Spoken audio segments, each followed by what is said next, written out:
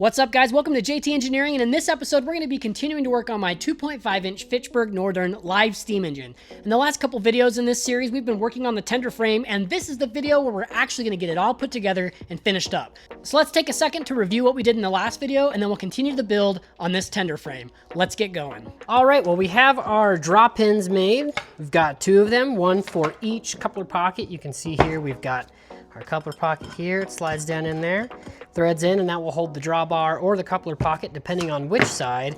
And I also made some truck pins. You can see they're just a little bit shorter, but they'll get threaded through the bolster on the truck into the center plate. So that worked pretty good. Now, I think we're pretty much done machining as far as on this page. We're gonna wait on the drawbar until the engine's completely connected. I'm still not too sure about the steps. So for now, we'll go ahead and we'll get rid of these set of drawings. We'll go ahead and bring in a fresh new set. You can see this set here is how the frame gets assembled. So you can see this side is the side that faces the locomotive because it does not have the coupler plate on it. So we'll go ahead and slap that there. Of course, we have our center plates, two of them, and we have our coupler pocket on this side. So now that we've got all these pieces machined, we can start working on our frame. This right here is what our frame is going to be made out of. It's 1 inch by 1/2 inch by 1/8 inch thick C-channel. So if you look at these drawings, you can see that there are a couple dimensions here for some different locomotives. For example, here we've got the 460, 440, tender length of 36 inches, the 260 is 31, and it says here the Fitchburg Northern is 31.5. So I'm actually going to stray from the plans here a little bit, and my tender is going to be just a little bit longer, and this is the reason being. So the tender kit that you're going to see us assemble later in this video is a 30-inch tender. These plans originally were for a 28-inch tender, which means that this frame already needs to be 2 inches longer. And on top of that, a lot of these Fitchburg Northerns you see rolling around have these auxiliary air tanks behind the tender, and they're made out of a 4-inch piece of pipe. So if I want that, then I got to add another 4 inches, which means that my total tender length is going to be 35 3/4 of an inch long. I'm not necessarily going to be following these drawings, but I am going to be mocking them up and attaching everything the same way. It's just going to be a little bit longer. I do think I'm going to have to change the spacing on the center plates just a little bit so that it looks correct. But those are some things that we're going to do as we're kind of building the model.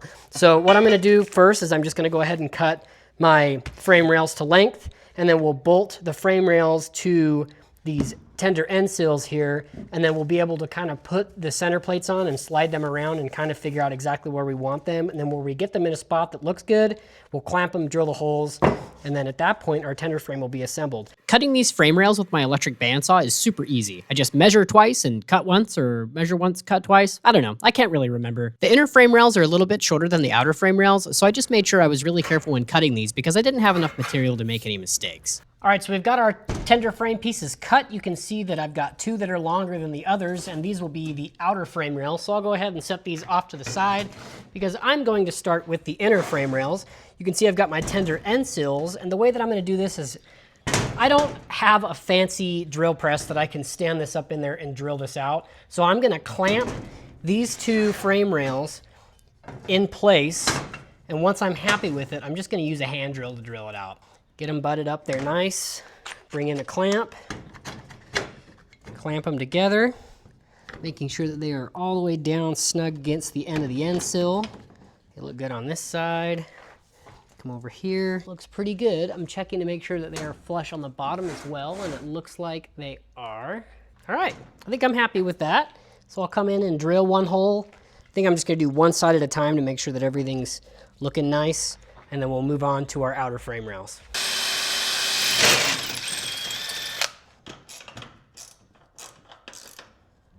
So we've got one of the inner frame rails completely bolted in and ready to go. So I've got the second one all mocked up.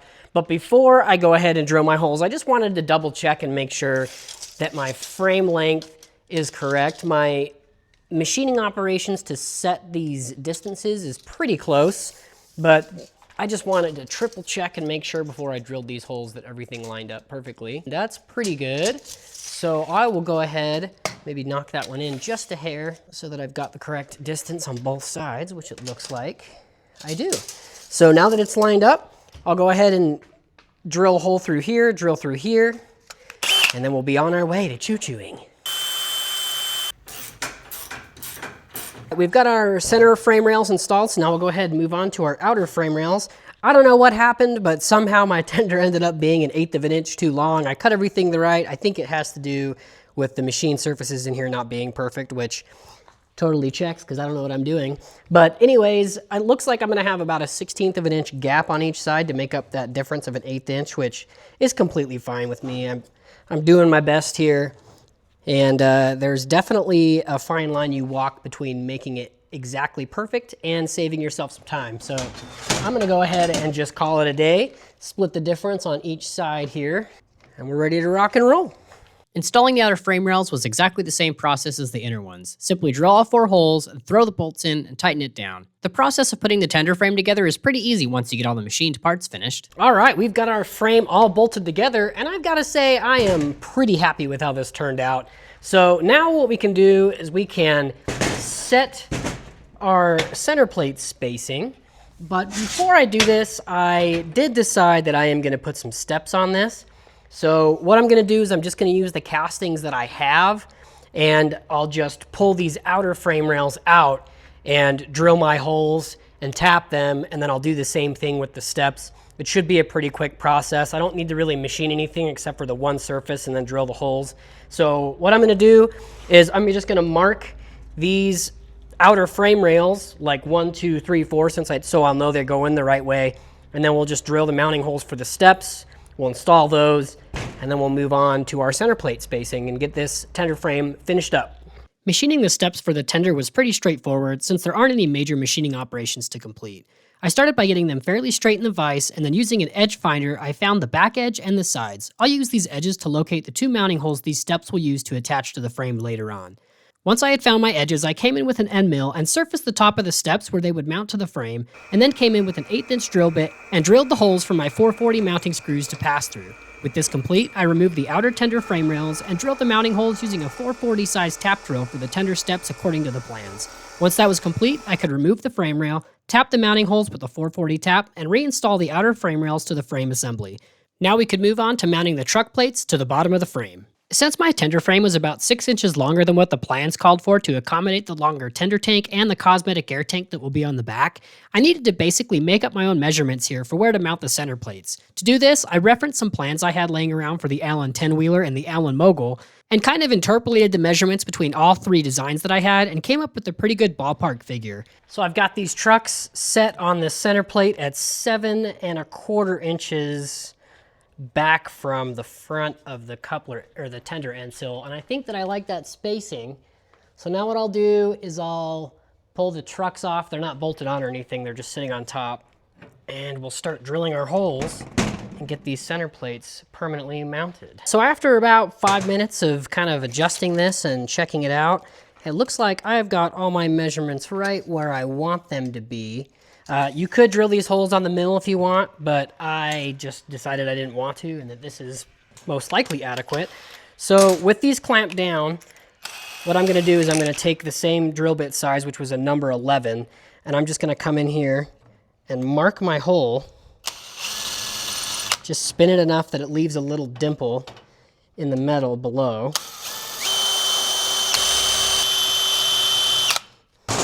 That's good. And I'll pull center plate off.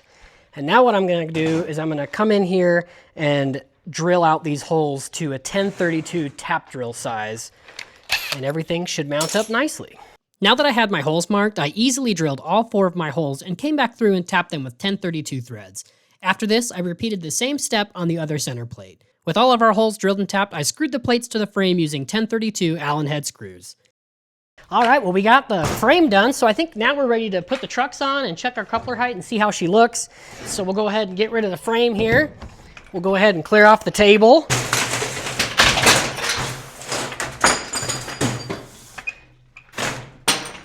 There we go. Geez, who made this mess? Was it you?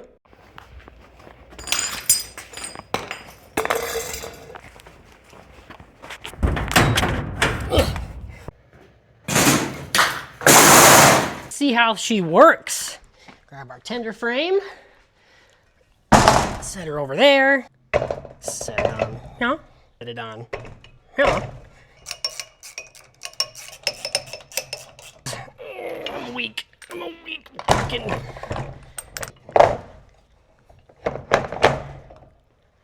Yeah, it's gonna roll off the table. Go ahead and put my nifty brake in here. Look at that. I am pretty excited about that, but it doesn't count unless the coupler height is the correct size. Let's go ahead and take a check on that. If this coupler height isn't correct, I'm gonna cry. So to check this, I'm just gonna set this plate on here, and I wanna measure from the top of the rail to the middle of the coupler pocket. So I'll take my tape measure and put it on the bottom, and we are at 4 7/16. Would you look at that? I actually do know how to build shit on occasion. So at this point, this is all pretty solid. We've got nice truck movement there. The trucks move freely. The pins I made work. We've got our draw pins all made. The frame is totally assembled. We do need to put our steps on, so we'll flip it back over, and I'm gonna pull off the center plates and Loctite everything nicely. I'll put the steps on, all 4 corners, and then I'll come in here and wipe it all down with some simple green, sand everything. We'll get it ready for paint. I think we're pretty much there. Really quick, I wanted to put this coupler pocket trim or whatever. I don't know what this is called. I've been messing it up all video, but I wanted to check and just make sure that all the holes line up and everything looks good, and it looks like it does. These are Phillips head screws. My local hardware store didn't have 10 by 32 hex heads, so I'll have to get some different hardware once I get this fully installed because I want the look of the hex heads. But all the holes line up, the coupler pocket feels good. I'll probably come in here right now and file that out, but we are ready to get ready for paint. This is exciting. If you've seen the last video in this series, you may remember that the coupler pocket and the tender end seal didn't line up exactly perfectly. So here I'm just running a file through both of them to square off the holes in the corners and make a nice smooth transition from the pocket into the tender end seal. With that complete, all that was left to do was to mount our 4 tender steps using 440 screws, and then we were finally ready for paint. To paint this tender frame, I hung it from my garage door track and then gave it 4 coats of black Rust-Oleum spray paint.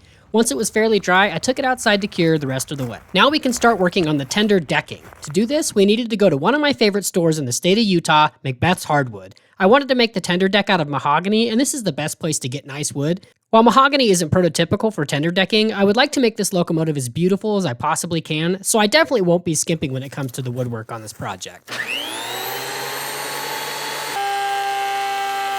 Since this is roughly a 2.5-inch locomotive, I wanted my tender decking to be just a little bit thicker than you would see on a smaller locomotive. So I'm shooting for a 1/2-inch thick tender plank. Here I'm using my wood planer to bring this piece of mahogany down to a 1/2-inch thick, and then once that was achieved, I could cut the boards into smaller strips. Okay, so we've got our board planed down to about a 1/2-inch thickness. I think that should be pretty good. The Fitchburg Northern's a 2.5-inch scale locomotive, so I think the thickness of this board should be pretty close to the prototype. The width of the tender frame on the Fitchburg Northern is 14 inches, so what I'm gonna do is I'm gonna make a bunch of cuts here at 14 inches, and then I'm gonna send them through the table saw and cut them into strips so that it'll be stripped correctly. I thought it would be easier to do this than ripping this all the way down in 1-inch strips and then cutting them all. I think it's gonna save me a little bit of time. So I'm just gonna bring a tape measure out, mark 14 inches, square it up against the fence, let her rip.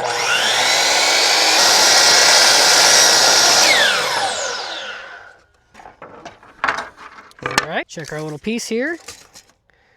Freaking right at 14 inches. So I'm just gonna do this a bunch of times. I'm basically gonna cut up that whole board, and then we should have more than enough planks to plank the tender deck. Got the table saw out. It is time to make a buttload of strips. So what I'm gonna do is I'm just gonna set my fence with the tape measure here. I like to set using a tape measure because I don't trust the measurement that's on the fence here. So we've got it set to 1 inch. I think that should be a nice little thickness there. Oh, I gotta plug it in first. It won't work without the flow of electrons. For you safety nerds out there that are gonna tell me to put the guard on my saw, I tried it, it didn't work with this 1-inch thickness. It everything up, so mind your P's and Q's. All right, well, we got all of our strips made, so we're ready to install them on our nifty tender frame that we've made. And you can see they'll just kind of set on here like so. And we'll just go all the way down the tender frame and strip it. It is worth mentioning that I'm only going to be putting screws on these center frame rails, and the reason being is I don't want this gross little screw head sticking down through the bottom of the frame here where you'll see it, and these aren't really structural, so if it sticks through on the middle frame rail a little bit, you're never going to see it, so that's how I'm going to do it. Before I start screwing in my planks though, what I'm going to do is I'm going to go all the way down the tender frame and set these in place just where I want them, and I'm going to make a mark because I want all of my screw heads to be perfectly in a line. I know it's kind of stupid and it doesn't really matter because the tender tank's going to be set on here, but I'm trying to do my best to make this look as good as I can.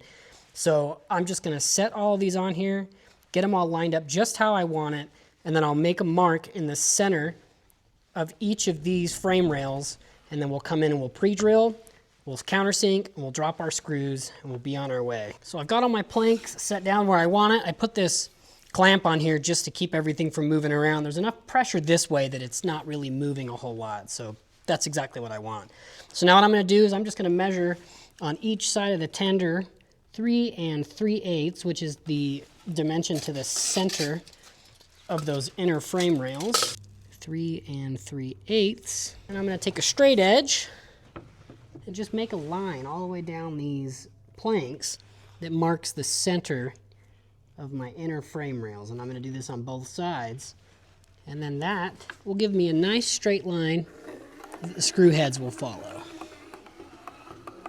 Since we had our center lines marked, we could now screw the decking to the frame. First, I pre-drilled the hole that the self-tapping screw would use as a guide, and then I used a countersink so the screw head would sit flush on the deck, and then drove all the screws home, hopefully for the last time. With this complete, we could start applying the finish to our tender deck and get this project finished up. So we've got our deck sanded, it's all screwed in.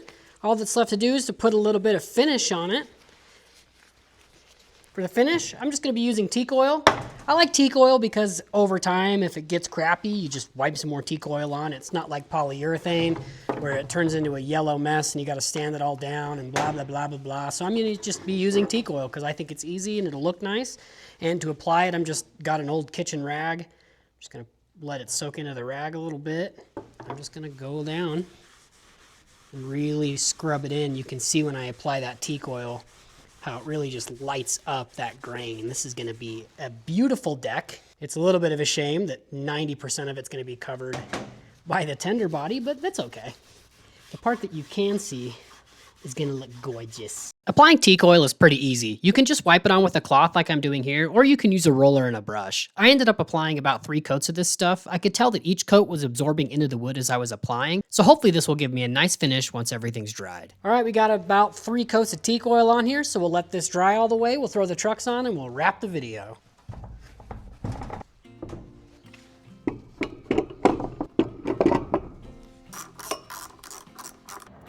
And just like that, we have a fully assembled truck frame sitting on top of some super nice tender trucks. In all honesty, it's pretty incredible I was able to machine and build all this by myself with basically zero experience machining.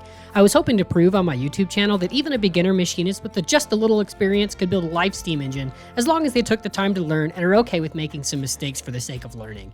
I'm glad I decided to learn how to machine on the tender where the dimensions aren't as critical. This allowed me to gain a bunch of knowledge and build confidence for when I actually start machining more critical parts on the actual steam engine. Overall, I'm really proud of this tender deck. It's far from perfect, but it looks great and I cannot wait to see it with the tender tank all painted up. It's just what I was hoping for. Holy Well guys, I think that's it for this video. Thank you so much for watching. I think that this tender frame has turned out exceptionally well considering I have zero idea what I'm doing. I really like the mahogany deck. It's the look that I was looking for, and I think the black and the nice work that we did on the trucks is really making this turn into a nice tender. In the next video in this series, we're gonna be putting together our tender tank. It's all riveted together with an Allen Models kit. So if that's something that you want to see, hit that subscribe button to keep following the build on this Fitchburg Northern. And until I see you guys again, stay safe and happy railroading. Catch you on the next one.